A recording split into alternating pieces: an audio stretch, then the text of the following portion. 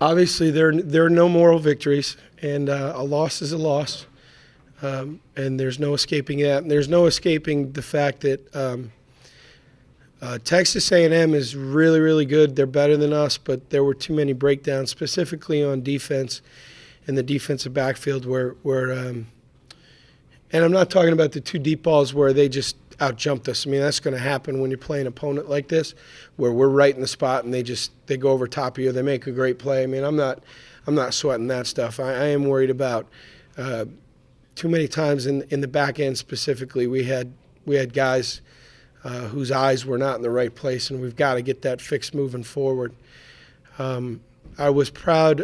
I thought we rushed the passer very well. We get 2 or 3 sacks, hit him a couple times. Did an okay job against the run. We missed a couple of the quarterback pulls. Offensively, just not enough sustain, not enough finish. I thought the two tailbacks ran very, very hard. But the overreaching feeling that I get coming out of the locker room was that if we will compete like that for 60 minutes, the way that we did today, if we will compete like that, we'll have a lot of success moving forward because, in my opinion, the Aggies are a top 10 football team. I mean, the number 16 or 17 might be next to them here for a couple of weeks, but that's a top 10 football team. The pass rushers are both great players. They have a lot of weapons. While I am not blind or naive to the things that we got to get fixed, I am very proud of the team for the way that we competed for all 60 minutes. There were a lot of times in that game where the fans or people would have said, okay, here comes the onslaught.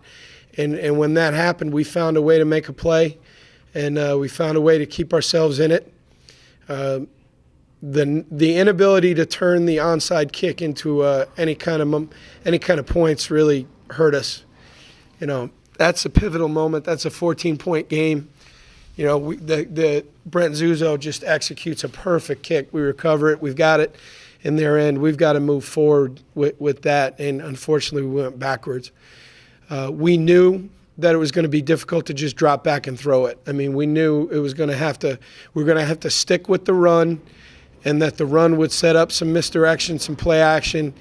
And frankly, we were better off today when we just released everybody, went 5-man protection. If they brought heat, we just threw it hot. We had more success doing that than we just did straight drop back because the Hall and Garrett gave us fits. The way the game ended, I'm very comfortable with that. I mean, going hurry up there. I mean, if we run it in, we score, but what's the difference between a 17-point loss and a 10-point loss? I was just more, I saw Ball State do that to the Aggies last week, taking timeouts with 10 seconds to go, and that was something that frustrated me in our opener against Davis.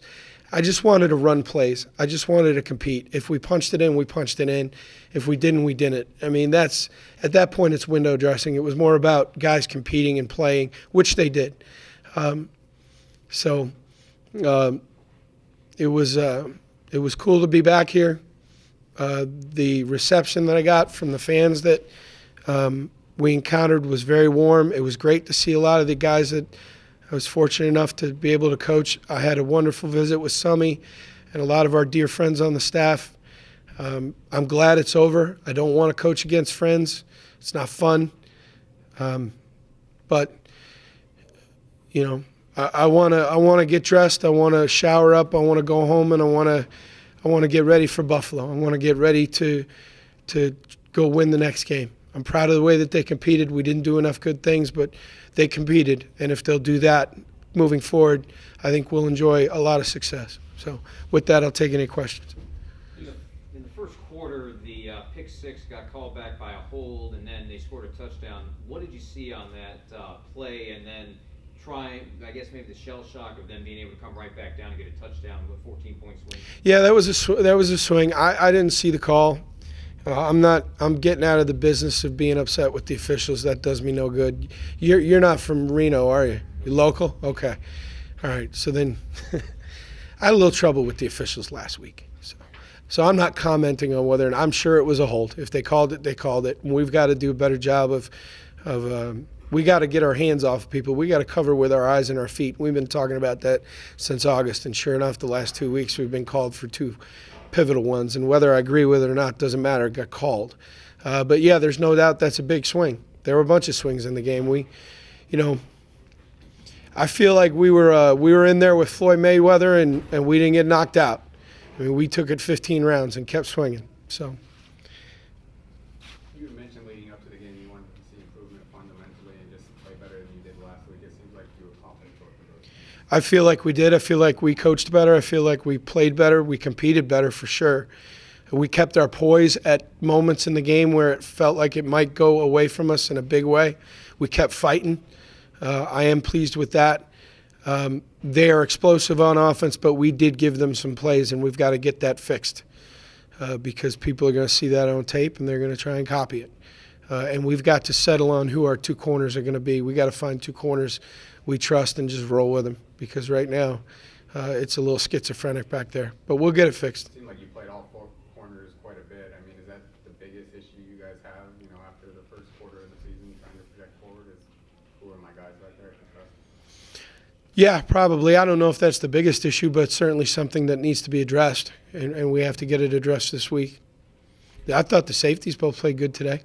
I mean, you're talking about a sophomore and a redshirt freshman back there. I thought they played well. They went after our corners, and as I knew they would. I mean, you got wide receivers out there that are big, tall, long guys that can run.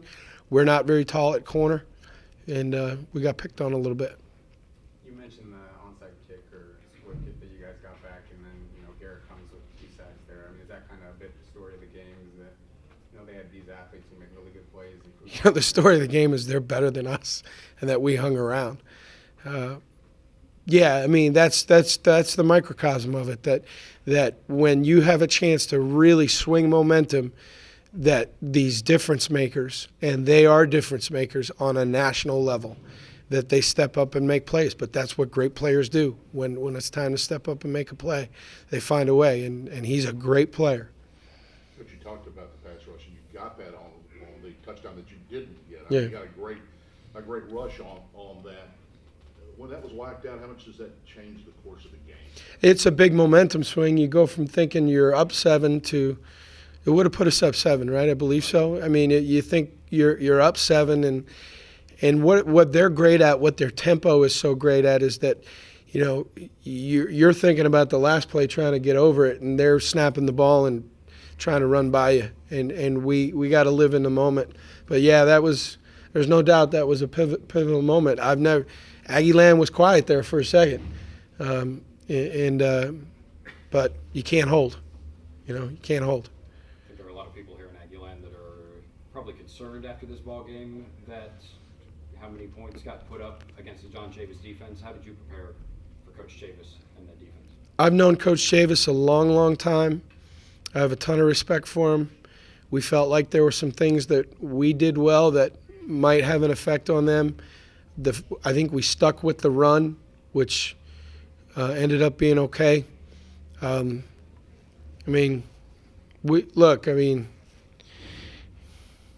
don't want it to sound like we stink and they had a bad day. I mean, we earned it. I mean, we made some plays. So, we felt like there were a couple things that we could get done, and frankly, we could have played better. But we felt like there were some things that we could get done, and we executed in the run game. We had a back go over 100 yards. So we just did what we do, and we did a little bit better than we did last week. How critical was it to lose that ball on the turnover on the first play of the second half, too? Oh, that was a swing play. And I'll tell you what, that goes back to what I was worried about earlier in the week. I got no problem with the quarterback. I saw the replay. I saw what the quarterback saw. I got no problem with the wide receiver. The kid made an incredible play on the interception. So what am I going to do? Be mad that the dude made an incredible play? He made an incredible play. Left his feet, and So what are you going to do? Sweat it? The dude made a great play. I mean, that we knew coming in that stuff was going to happen from time to time. You mentioned the run game. You had a bunch of 10-plus yard runs, but on the other side, they had maybe 15, 20 tackles for loss. Was it kind of feast or famine as far as trying to get that going? Yeah, I mean, the read game is a little bit tough against guys like this, and I think that is one place that Coach Chavis did a really nice job. He made it difficult for the quarterback in the read game to have, a sure read. I mean, I don't want to say we were guessing, but it was gray sometimes. So I think they did a good job there. And when you zone read people, occasionally you're going to make the wrong decision and get hit for a loss. We understand that. That happens. Yeah, I guess you could say it was a little bit feast or famine, but that's going to happen in the read game. And you're dealing with different athletes now that can give you one look, put their foot in the ground, come back and take the other one away. And there's no way to replicate that in practice. You mentioned no moral victories, but what are you most pleased with today's game? Our fight. I mean, with 9 minutes to go in the game, we got it to a 14-point game and got the ball back and had a chance to really kind of make everybody in this building sweat.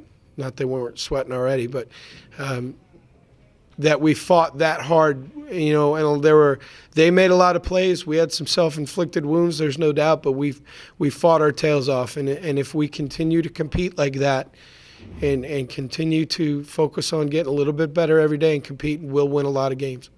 Because look, the last two guys, I mean, the Mountain West doesn't look like the Pac-12 and doesn't look like the SEC. I mean, we're going to move forward on the schedule now. We will look physically like the people that we're playing. I mean, I know our fans don't necessarily like to hear that, but we don't look like the last two teams that we played. And today we competed our tails off. You talked about preparation. If I saw correctly, a Nevada football team has never played in front of as large a crowd as was here today. Can you talk about your preparations, what you instilled in that team, and did the preparations help? It did. We didn't false start. The noise didn't give us any problems. We didn't have any communication breakdowns, and that's what happens when you play, Drake at blood-curdling decibels at practice.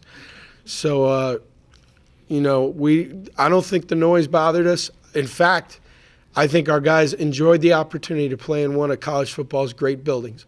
I think they really had fun. They were looking forward to it. I mean, we came in at halftime and said, you know what, here's what we got to get better, but isn't this fun? Isn't this fun competing on this stage?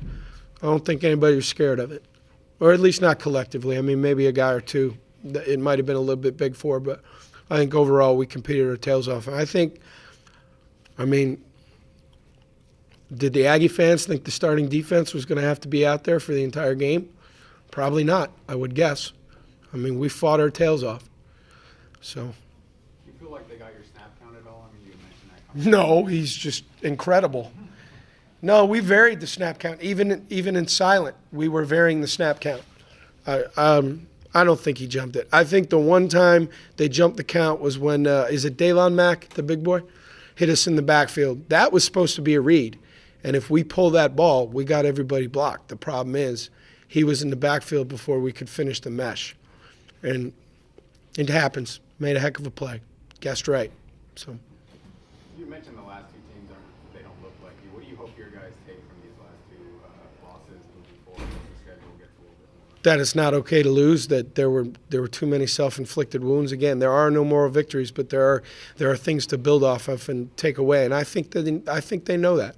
I think we did some really good stuff today that we can build off of. It's not okay to lose, and it's not okay with the self-inflicted wounds, but we did compete. We did compete, and we can build off that. Is it a game you take confidence from? In some phases, I think so. Yeah, I mean, my job as a coach is every time we go out and play a game, every time we go out and compete in practice, we have to be able to take away some things we got to get fixed, but you have to be able to identify some things that you can build off of. And I certainly feel this week, more than last week, that there are things that we can build off of. Coach, someone earlier in the week had said that you had texted him and said that you would huddle if he would huddle. Yeah. What's your discussions with him, and what have you learned from being a coach in his staff? I've learned a great deal. I've learned about communication, the importance of making sure the players have fun, at the same time making sure that people are held accountable. I enjoyed my time here very much. I learned a great deal from Kevin. I learned a great deal from coaches on the staff. He was very complimentary after the game and Kevin wouldn't say that just to say that, and a lot of their coaches were very complimentary of how our guys played and competed, and I appreciate that very much. And it matters just because it's a guy that I respect so much. So that's why it matters. It was a neat experience to come back here. I don't want to do it again. But I know our guys enjoyed the chance to compete here. I think they showed that, and now they can get ready for the SEC, and we got to get ready in a week or two. We got one more heck of a road trip that we got to get physically ready for, and then we're on a conference play.